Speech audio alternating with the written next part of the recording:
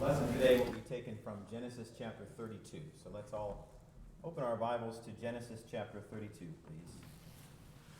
While you're doing that, I missed you guys a lot last week. Had a good trip, but it's always good to come back home.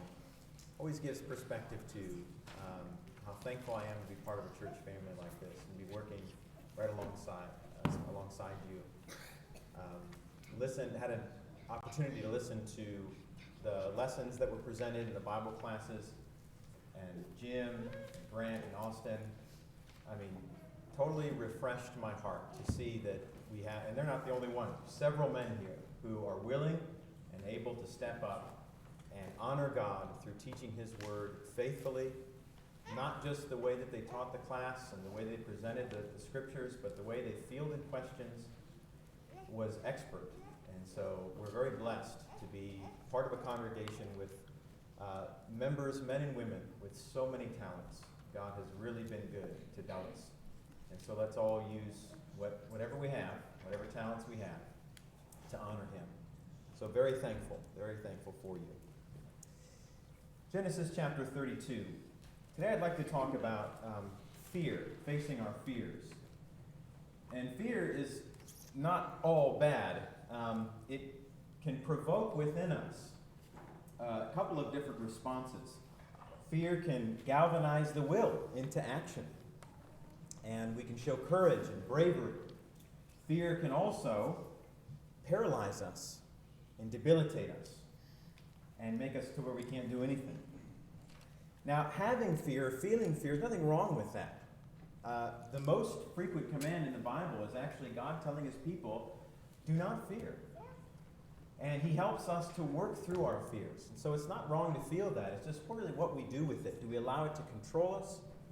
Or do we take those fears to God in prayer? I think what we have here is an excellent example of what to do when we're afraid. Now, in our text, if you are unfamiliar with it or it's been a while since you've studied this, Jacob has to face his worst nightmare, which happens to be his estranged brother, Esau. 20 years prior, Jacob had cheated his own brother twice. And Esau swore that he was going to kill Jacob after he was done mourning the death of their father, Isaac. Well, Rebekah picks up on this, and she sends Jacob away to Uncle Laban and assured Jacob that Esau would forget about this, the storm would blow over, and of course, you and I are probably thinking the same thing Jacob is thinking, yeah, right. It's not really something that you just forget about, even if 20 years pass. Well, finally, the time has come for Jacob to come home. Now, he had escaped from Laban, which, if you're following the story, you know that's a really good thing. So Laban's finally out of the picture, but now Esau is totally filling the canvas. And Jacob understands that, no, there's no way my brother would have forgot about this. And I'm in trouble. He hasn't forgot about my deceptions. And now I may have to come home and face up to this. And I may have to pay the price for what I've done to him. So he's forced to go home and face his fears. And there are 3 lessons we learn from his experience. And the first one is that God offers timely encouragement to the faithful.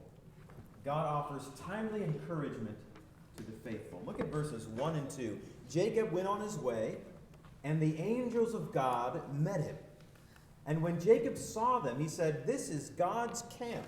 So he called the name of that place Mahanaim, which literally means 2 camps. And as you follow the story, you'll see that theme of 2 camps.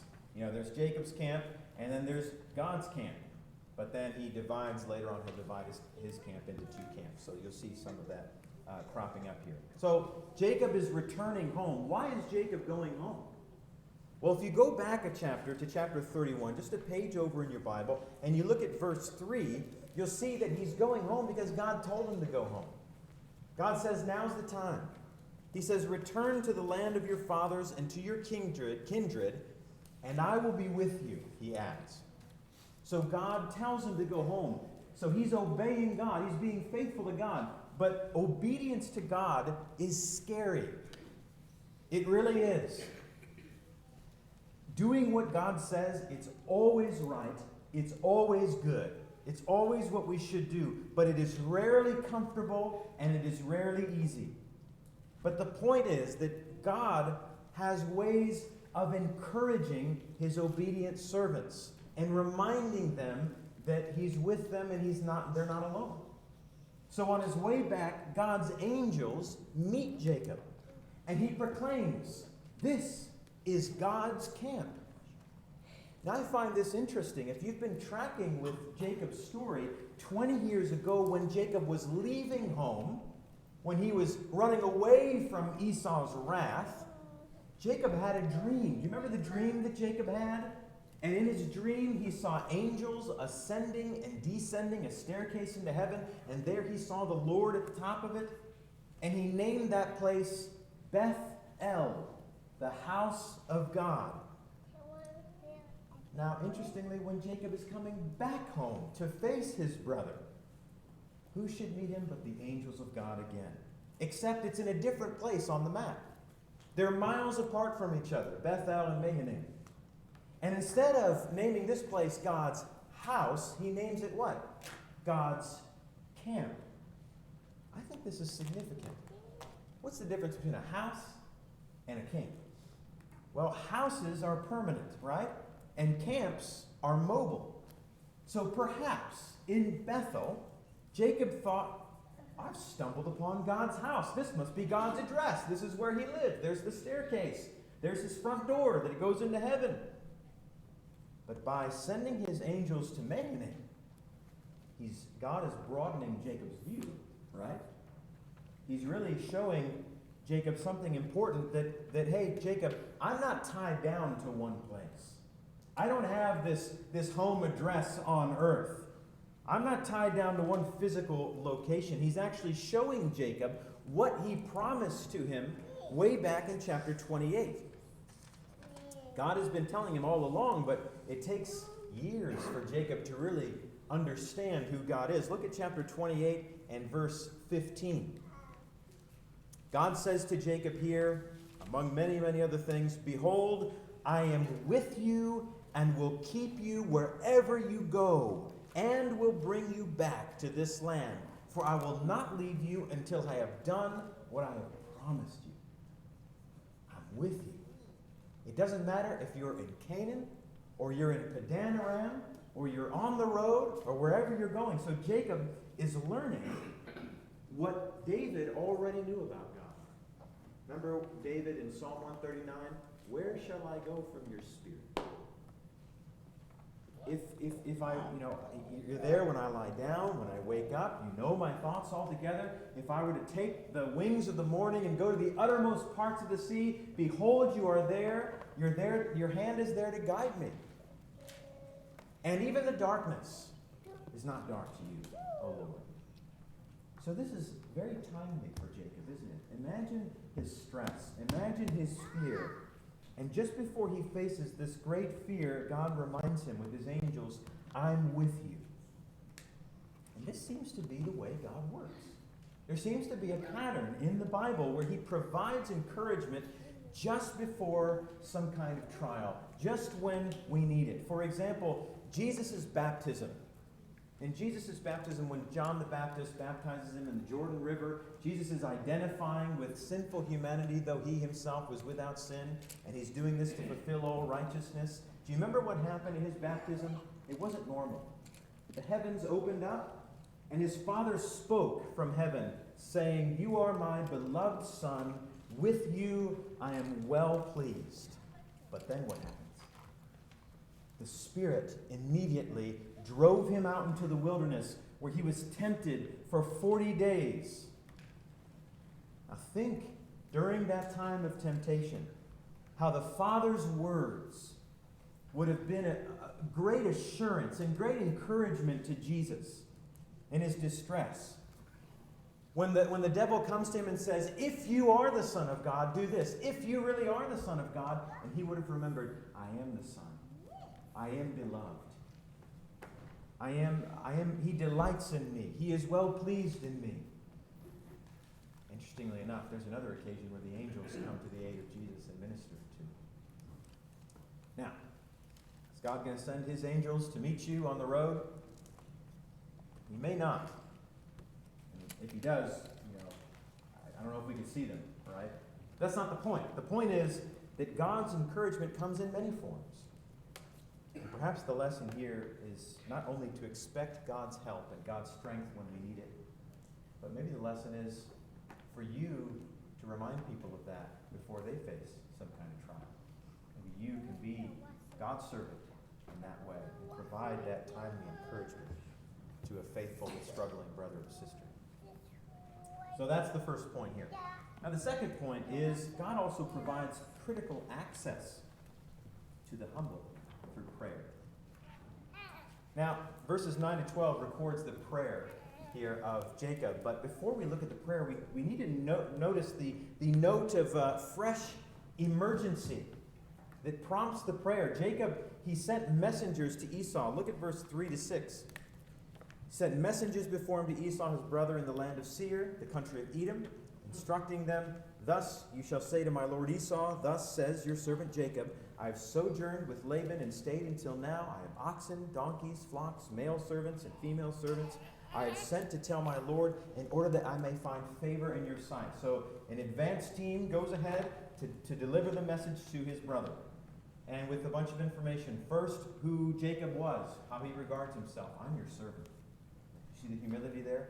You're my Lord and I'm your servant.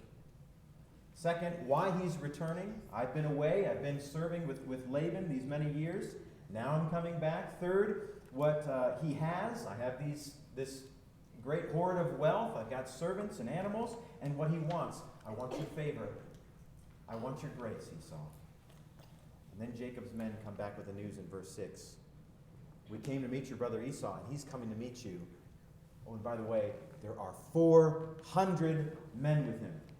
Now, how do you interpret that? If you just strap on Jacob's sandals and you try to get in his mental headspace right now, you know. That spells raid, right? He's out for blood. He's come to meet me. He's going to destroy me. That's at least what he's thinking.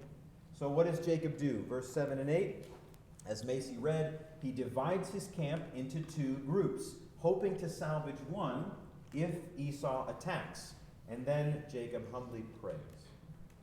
And I think he gives us a really strong model to pray in emergencies.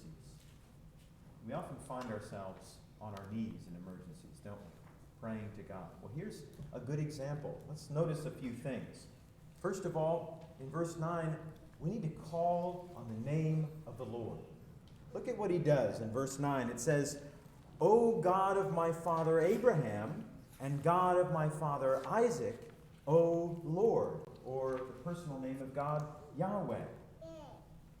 So when we pray to God, it's good to approach him and give him some kind of descriptive title. Tell him what you know he is. There's many names we can choose from, right, in the Bible, many titles. And they all have their own unique flavor of encouragement to us as we address him. He is creator, he is king, he is Lord, he is sustainer, he is God Almighty, he's the Lord of hosts. Take your pick. But here, notice how Jacob describes God. He's the God of my father and the God of my grandfather. This implies that God has a history. He has a track record in which he proved to be faithful to Jacob's ancestors before Jacob was even on the scene. You know, it's the same thing with us, too. We're not coming in prayer to an unskilled God, some divine intern who you're his first case and he has to prove himself or something like that. We're coming to the God who has taken Abraham and Isaac and Jacob through all sorts of storms and kept them on their feet. And how much more so today? That was thousands of years ago. Not only do we have thousands of years worth of more evidence of God's faithfulness, but we're living on this side of the cross, right? We've got Christ through whom we can call God our Father. Just how he teaches us to pray. This is how you come to God now, as your Father. So God's name is important in prayer. Don't rush through that in your prayers. Take your time and tell God who you know he is. And God's name, which stands for all that he is, it towers over our fears.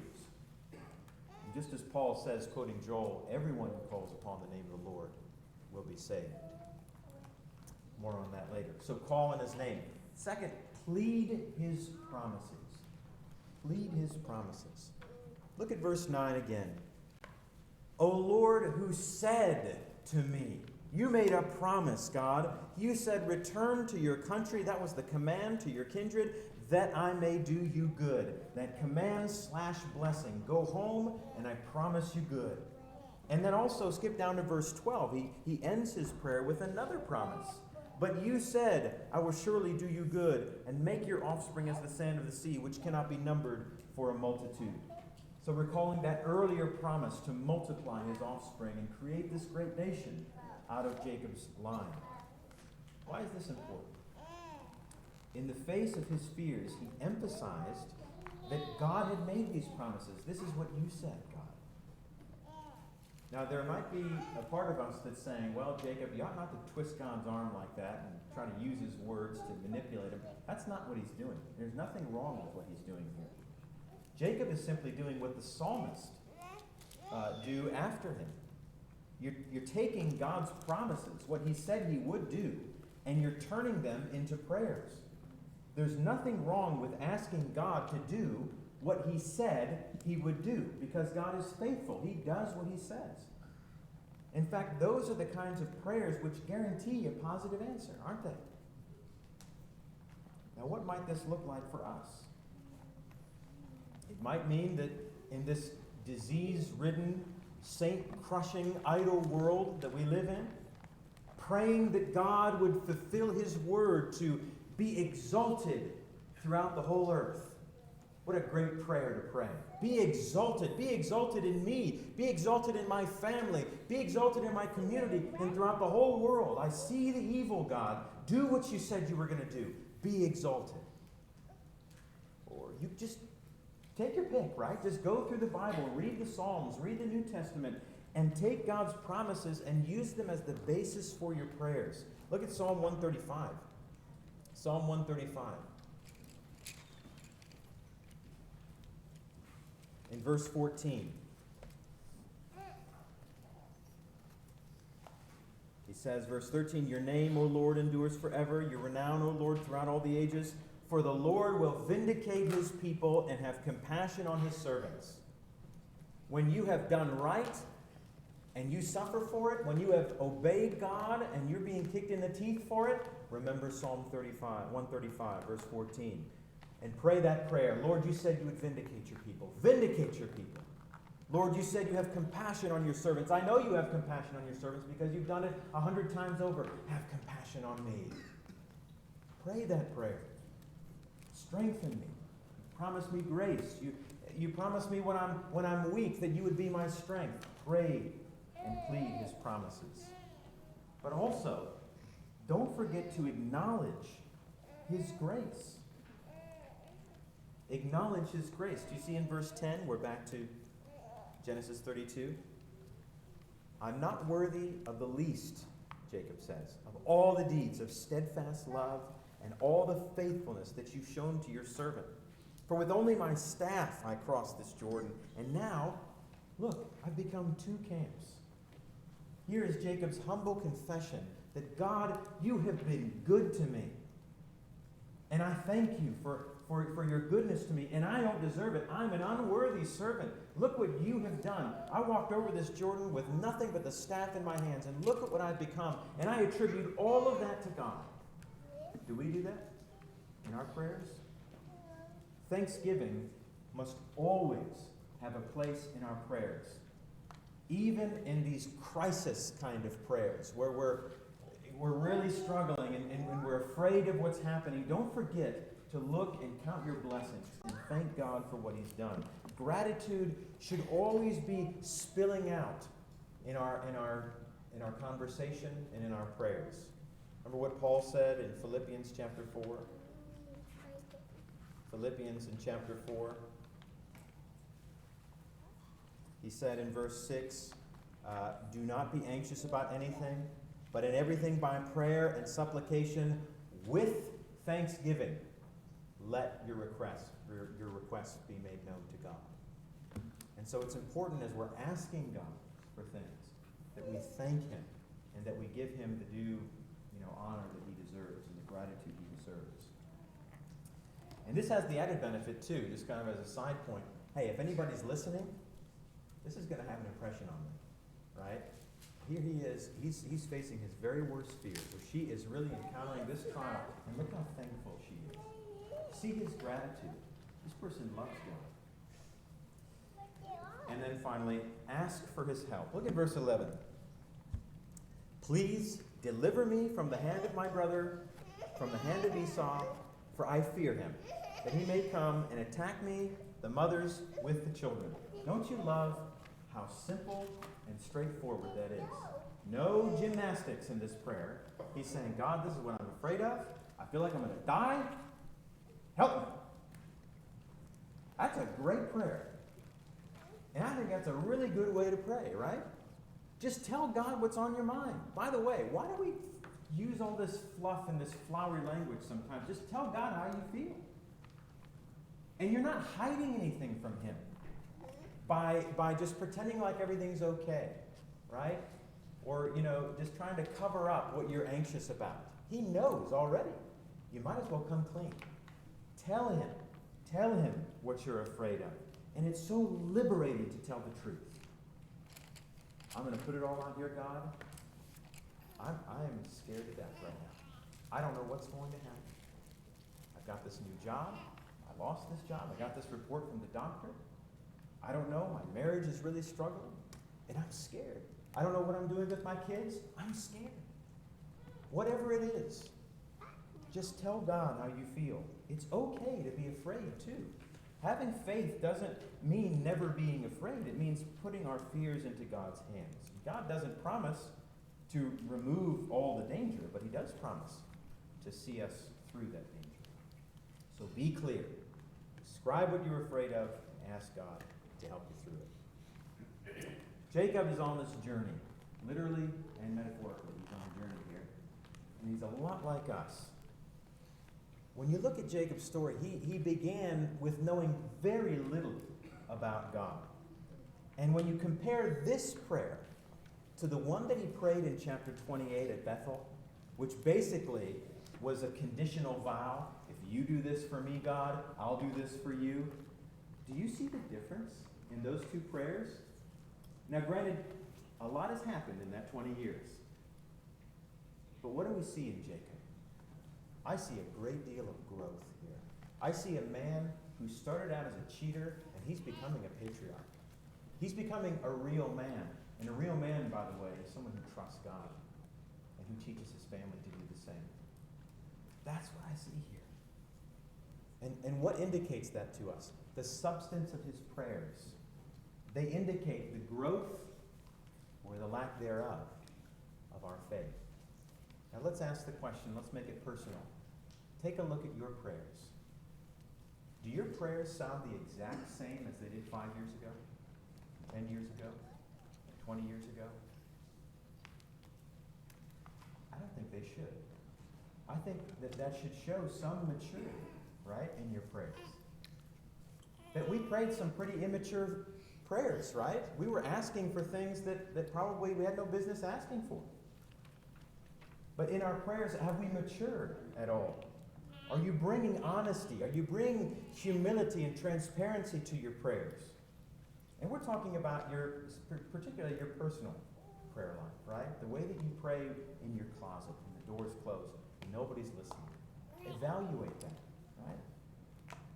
If you know how good God has been to us, how God has been to you, and how undeserving you've been, and you'll be humble, you'll be honest in your prayer.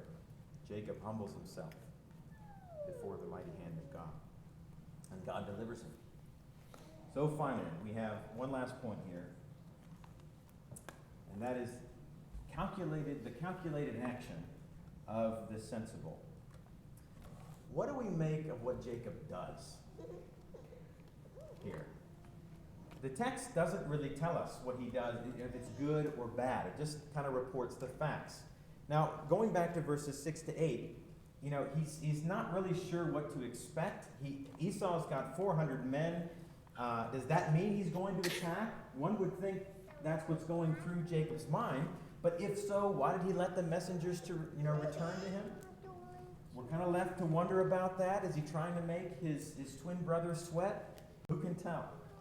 Now, to me, Jacob's actions in verses 6 to 8 just seem prudent. It seems like he's trying to cover all of his bases. He's giving his family the best chance of survival. But what about verses 13 to 21? So he stayed there that night, and from what he had with him, he took a present for his brother Esau. And what a present. You guys, check this out. 200 female goats, 20 male goats, 200 ewes, 20 rams, 30 milking camels and their calves, 40 cows, 10 bulls, 20 female donkeys, and 10 male donkeys. These he handed over to his servants, every drove by itself, and said to his servants, "Pass on ahead of me," and put a space between drove and drove. So he's sending them forth in these waves, right? He instructed the first, "When Esau, my brother, meets you and asks you, 'To whom do you belong? Where are you going? And whose are these ahead of you?' Then you shall say, 'These belong to your servant Jacob. They're a present sent to my lord Esau. And moreover, he is behind us.' He likewise instructed the second and the third, and all who followed the droves. You shall say the same thing to Esau when you find him. You shall say, 'Moreover, your servant Jacob is behind us.' For he thought," here we finally get some insight, "I may appease him with the present that goes ahead of me, and afterward I shall see his face. Perhaps he will accept me." So the present passed on ahead of him. He himself stayed that night in the camp. What do we make of them? He already prayed, verses 9 to 12, right? The next day he arranges this elaborate present for Esau. If you were counting, that's over 550 animals. This would have been substantial for Esau. This is what we call a life-changing windfall for this man. Suddenly, overnight, Esau gets rich. And Jacob sends it ahead in waves, and his intention is very clear. He's trying to soften the guy out. He's trying to placate his wrath. What do we make of his actions? Well, on the one hand, think about it. On the one hand, it's pretty smart, isn't it? Because I think he's being pretty shrewd. Besides being an attempt to gain Esau's favor through this generosity, the continuous arrival of these animals, that would foil any kind of schemes of ambush that Esau might have had. It would frustrate any kind of military readiness. So he's kind of got him on his heels a little bit. Here you have the goodness of God pouring hot coals, right, on his head. And the animals would slow Esau's company down. That's a military advantage. Plus you have the servants who are now, in the cadre of Esau's servants. So that's a military advantage. It's one way of looking at it, isn't it? But is this Jacob up to his old tricks again? Jacob had a way of trying to work salvation by his own hand, didn't he, in the past? Those of you who are familiar with the story. So Jacob, he's already put the matter into God's hands. Is he now trying to engineer his own salvation? Now, we can't know for sure. At least I don't know for sure. But his attitude throughout the story seems to indicate, at least to me, that he's beginning at least to turn a corner. I see Jacob is beginning to live by faith. I think this is a different man that's coming home than the one who left 20 years ago. So it's just my opinion. Take it with a grain of salt. This is just me here. But he seems to be treading the pathway of prudence, which expresses his faith, rather than the pathway of self-reliance that contradicts his faith. Now, some people might look at Jacob's actions and say, well, where's the faith in this? If he's working, doesn't that take away from his trust in God? I don't think we need to interpret this as a lack of trust. He's simply being responsible by doing everything within his power. Doesn't God take over when our strength gives out? Jacob could not have delivered himself, but he could at least be prepared. He could at least be prudent.